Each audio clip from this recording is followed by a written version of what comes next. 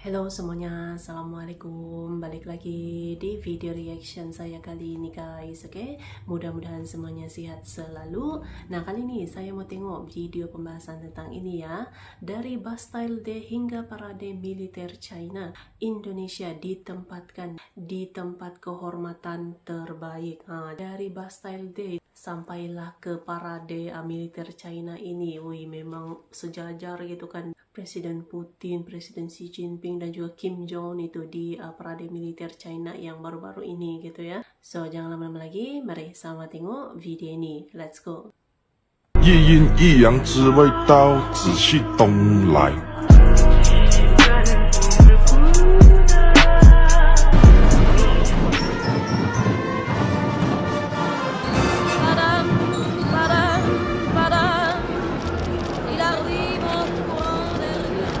Awal September di Beijing, parade militer terbesar digelar. Presiden Indonesia berdiri di panggung kehormatan sejajar dengan Xi Jinping, Vladimir Putin, dan Kim Jong-un. Namun, 2 bulan sebelumnya, tepat 14 Juli di Paris, Merah Putih memimpin di File Bastille Day.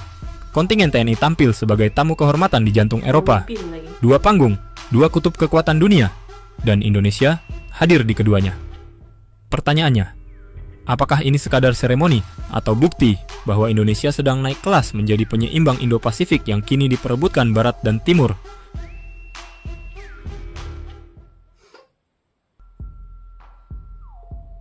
Paris, kehormatan dan isyarat politik. 14 Juli 2025, Champs-Élysées, Paris. Dunia menyaksikan perayaan Bastille Day, salah satu parade militer paling prestisius di Eropa. Di barisan pembuka defile, berdiri 500 prajurit TNI. Merah Putih berkibar gagah, memimpin langkah pasukan di jantung kota Paris. Kehadiran ini bukan sekadar undangan seremonial.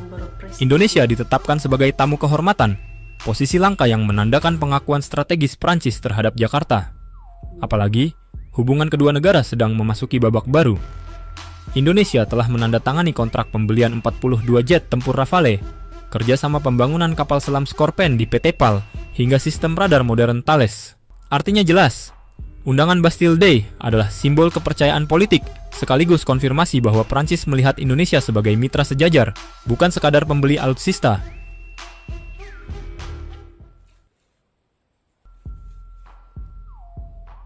Beijing, panggung akses dan diplomasi. Awal September 2025, lapangan Tiananmen, Beijing. Tiongkok menggelar parade militer raksasa, memperingati 80 tahun berakhirnya Perang Dunia Kedua versi mereka. Deretan tank, rudal balistik, hingga jet tempur melintas megah. Sorotan kamera dunia bukan hanya pada kekuatan militer Tiongkok, tetapi juga pada para pemimpin asing yang hadir.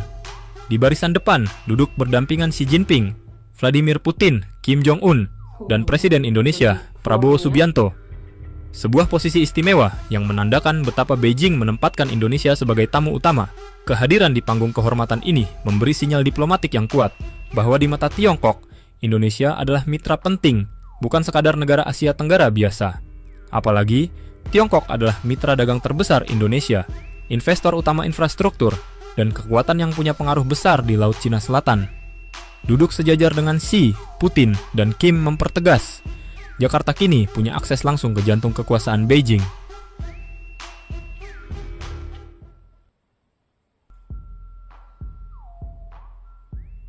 Kenapa dunia rebutan dekat dengan Indonesia? Lalu pertanyaannya, mengapa dua kekuatan dunia, Barat dan Timur, sama-sama membuka panggung untuk Indonesia? Jawabannya ada pada 3 hal: ekonomi, demografi, dan geografi. Pertama, ekonomi. Dengan produk domestik bruto sekitar 1,4 triliun dolar Amerika Serikat, Indonesia kini menjadi ekonomi terbesar ke-16 dunia dan anggota tetap G20. Kedua, demografi. Dengan lebih dari 280 juta jiwa dan bonus demografi usia produktif, Indonesia adalah pasar strategis yang tak bisa diabaikan. Ketiga, geografi. Inilah kekuatan paling menentukan. Indonesia berada di jantung Indo-Pasifik, mengapit jalur laut vital dunia, Selat Malaka, Selat Sunda, dan Selat Lombok. Lebih dari 40% perdagangan global, termasuk suplai energi Asia Timur, melewati perairan kita. Artinya jelas, siapapun yang ingin mengamankan rantai pasok global harus menjalin kedekatan dengan Indonesia.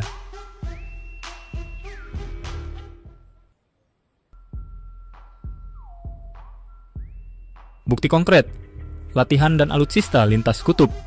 Simbolisme Paris dan Beijing makin nyata bila kita lihat fakta di lapangan. Indonesia menjadi tuan rumah Super Garuda Shield, latihan militer terbesar di Asia Tenggara. Tahun 2025, latihan ini melibatkan lebih dari 6.500 personel dari Amerika Serikat, Jepang, Australia, hingga Eropa. Sebuah pernyataan terbuka, Indonesia nyaman beroperasi dengan jaringan militer barat, tapi arah kita tidak tunggal. Dari Prancis, 42 jet Rafale dan kapal selam Scorpène. Dari Amerika Serikat, persetujuan penjualan 24 jet F-15ID. Dari Turki, komitmen jet tempur generasi baru Kaan. Dari Korea Selatan, keterlibatan dalam proyek KF-21 Boramae. Polanya jelas, Indonesia merajut hubungan pertahanan lintas blok. Inilah wujud nyata strategi hedging, selalu punya banyak pilihan, sekaligus menambah daya tawar.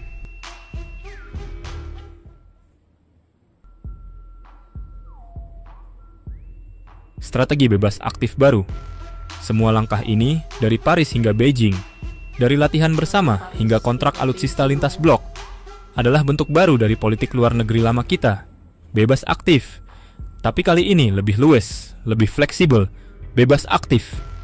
Bebas, artinya Indonesia tidak terikat pada satu blok, tidak tunduk pada satu kekuatan. Aktif, artinya kita justru proaktif menjalin kerja sama lintas kutub, memanfaatkan momentum untuk memperluas pilihan politik, ekonomi, dan teknologi pertahanan. Dengan strategi ini, Indonesia tidak lagi hanya penonton dalam rivalitas Indo-Pasifik.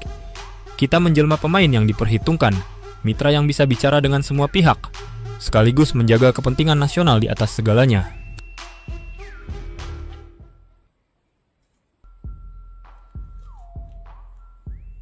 Risiko dan tantangan. Namun, memainkan dua panggung dunia sekaligus bukan tanpa risiko. Pertama, di Laut Natuna Utara, zona ekonomi eksklusif Indonesia bersinggungan dengan klaim 9 garis Tiongkok. Insiden kapal perang, Coast Guard, hingga pengeboran energi sudah beberapa kali memicu ketegangan. Kedua, dari sisi pertahanan, jet Rafale, Kaan, hingga KF-21 adalah investasi miliaran dolar.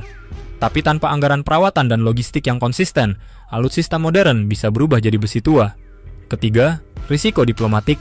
Terlalu dekat ke satu blok bisa memicu reaksi keras dari blok lain. Menjaga keseimbangan tipis ini menuntut kecerdikan diplomasi agar Indonesia tetap dipandang sebagai mitra, bukan pion. Singkatnya, peluang Indonesia untuk naik kelas memang nyata. Tapi setiap langkah salah bisa berakibat mahal, baik di meja diplomasi maupun di medan tempur.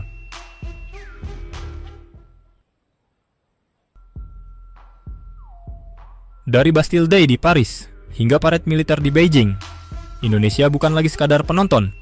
Kita hadir di dua panggung dunia bersama para pemimpin besar di tengah rivalitas yang membelah barat dan timur. Simbol-simbol ini bukan sekadar seremoni. Ia adalah tanda bahwa Indonesia sedang naik kelas, menjadi negara yang diperhitungkan, negara yang dicari, negara yang berpotensi menjadi penyeimbang baru di Indo-Pasifik. Tapi pertanyaannya, apakah strategi ini akan membawa Indonesia menuju pengaruh yang lebih besar, atau justru menyeret kita ke dalam pusaran konflik dua raksasa?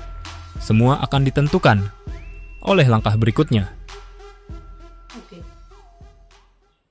Oke guys, jadi tadi ya videonya ini. Jadi ya memang Indonesia itu semakin diperhitungkan gitu ya di dunia global gitu. Dari Bastille Day hinggalah ke parade militer China ini, pengaruh Indonesia semakin kuat, semakin tinggi di dunia global gitu. Oke, so terima kasih banyak sebab kamu sudah menonton video ini. Jangan lupa untuk subscribe, like, komen, dan juga share ya. Kita bertemu lagi di video reaction saya yang seterusnya. Assalamualaikum.